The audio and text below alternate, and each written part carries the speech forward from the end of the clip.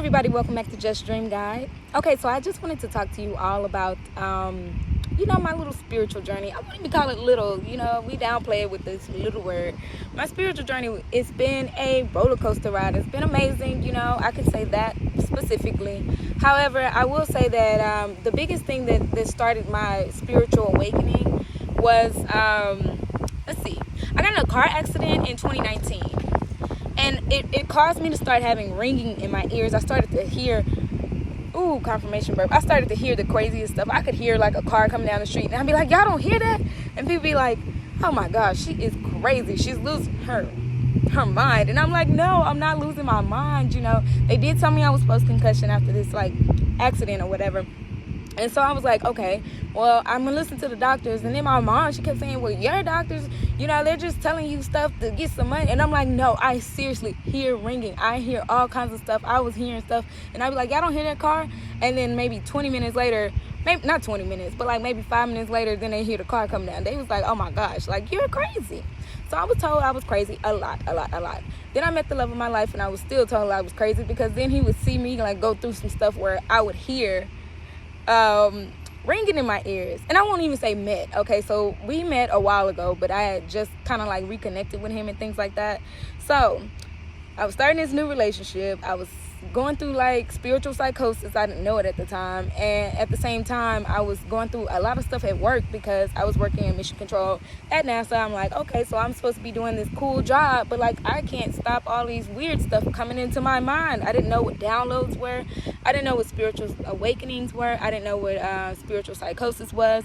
I didn't even know I had a gift. I promise you guys, I was just kind of like, I'm hearing things, and I would predict things, and it was so crazy because my love, the love of my life, he'd be like, oh my gosh, like, she crazy. Like, he would always just be telling everybody that I was crazy, so I just started believing I was crazy. So fast forward, we go through like a separation and all of that, like a long separation. So I'm like, man, I was getting depressed. I was like dealing with a whole bunch of stuff. I was dealing with the car accident stuff. I was dealing with not having any money.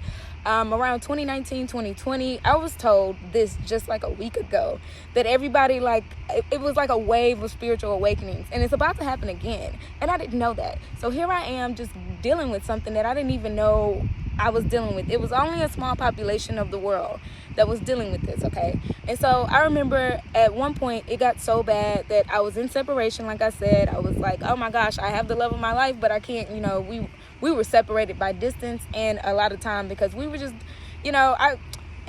when you have spiritual awakening and spiritual psychosis, what you try to do is you try to like zone out the stuff, the real downloads that are coming to your mind. I remember one time we were in Louisiana because of the COVID stuff or whatever. We were all under quarantine, right? And of course, that's like the worst time because then, now we're dealing with having to be in close quarters with each other. I'm going through spiritual psychosis. I was dealing with just all kinds of stuff and so all I know is that one night we were arguing and I was like, I see her grandmother sitting on this porch. She's talking to me. He was like, what?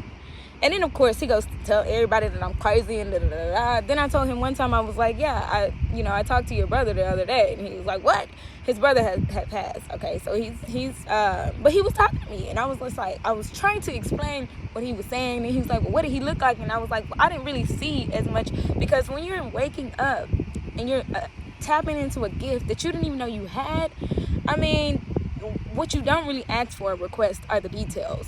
So all I know is I saw this person and I was kind of describing him and then he's like, oh yeah. And then, I don't know, his brother gave me like one piece of information that I was like, yeah. He said something about some kind of tree that they stayed next to. I think it was a lemon tree or an orange tree, something like that. And then he was like, mind blown. Like, love of my life was like, oh my gosh, you are crazy. Of course. So anyways, like I say, fast forward because I'll get to them stories in a little detail. I'm writing books about that, so, can't get too many details else about it. But I will say that I felt very, very crazy, especially because, like I said, we were trying to drown out that it was even happening. Well, I know I was specifically. I was drinking heavily, and then there was nothing else to do during quarantine but drink. So I was drinking. I was like, and I was smoking at the time. I was smoking and drinking and smoking. I was like, man, this is crazy. I'm just trying to be okay. I would do that until I would at least be sleepy enough to go to sleep, because when you're going through spiritual awakening, you don't sleep very well because you're constantly getting downloads, and I didn't know that. So I'm constantly getting this information, and I'm telling him like, oh yeah, we're supposed to be together. I'm glad, that we reconnected. I believe all of this was God, and all kinds of stuff was happening in my family, and I was able to predict some of that, and it was just wild. It was blowing my mind. So we separated after that, and I started really, really, really like having to be forced into my spiritual journey. I was forced into it. I mean, it was to the point where I was moving from place to place. I was popping off on everybody, okay? Because I couldn't understand these downloads that were coming into my mind. And so, like I said, to drown it out, I would drink. But I was like angry. I don't know why I had so much anger in me. I was triggered all the time, like triggered. And so I would just be popping off on people, and then I would move and live over there, and then live over there. And I was like literally living out of a laundry basket at some point. So I'm thinking, at that point I'm sad. I'm like, how do you go from working at NASA to like, sleeping on the floor every night? No, not even a bed, not an air mattress, nothing. Just sleeping on the floor, and then waking up and doing it all over again. So I eventually, settled with the judge and the courts and stuff about my car accident, and I was able to get some money. So I'm like, okay, got my own place. When I did get my own place, it was so crazy because I'm like, okay, now I got it. I done made it. I at least made it to the point where I can take care of myself. I was able to get a car. I was able to, get my own place, my own furniture. Everything was working out for me. Then the love of my life came back, but only briefly, because we were still being triggered by things. I still didn't accept the fact that I was getting a gift, and I was misusing it by trying so hard to like ignore that I had a gift.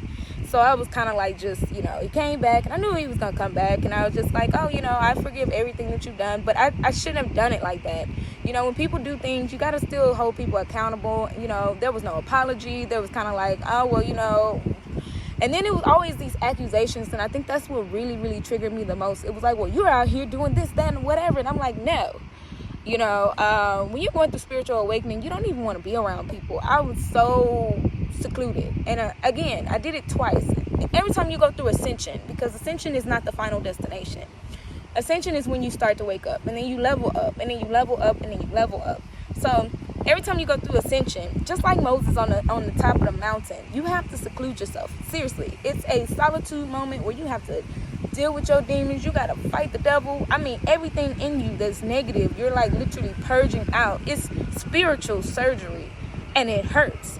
So I was to myself, by myself a lot. I was crying a lot. I would always just be dealing with my pain. I couldn't really talk to my family about it. I didn't want to, because I just didn't understand it. So nowadays, I'm understanding it more. This year in 2022, I decided to go to Georgia to kind of just get away from like everything and start, I write books. So I'm like, okay, let me go away and write these books and help somebody, because I know my goal and my mission is to help. So I'm like, okay, let me do what I can to help.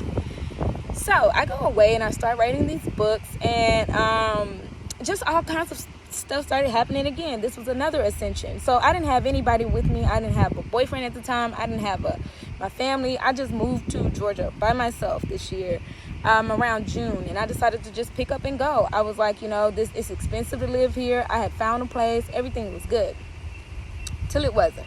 I get there and I'm by myself, like I say, and I have 2 cats. I just bought them this year as well. So I'm like, okay, so I got 2 cats, and I just packed up my whole life and decided to move to Georgia. I get to Georgia. The person scammed me, took my money, and I did not get my apartment. So that night thankfully I had some money, but that